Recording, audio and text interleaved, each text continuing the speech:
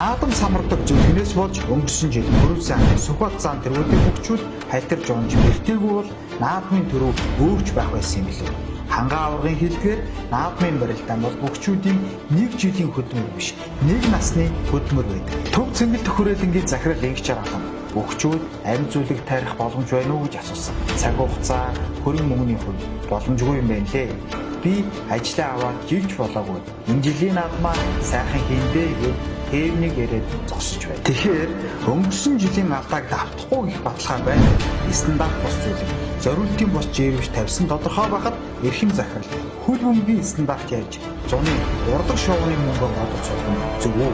Өнгөрсөн жилийн наадмаар 30 гаруй бүх хайлтарч 4 бүх бэртсэн. Энэ бол тохиолдлын зүйл биш. Бид наадмаас өмнө тестэж үзсэн. Одоо 90 гаруй хоног. Наадам бол дэлхийд сурсан Монгол улсуудын үс.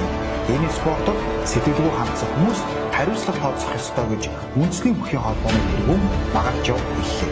Дээргээд наадам 100 болдог биш үү? 7 сар гэдэг чинь зүйлийг урахад хангалттай хугацаа биш гэж юу?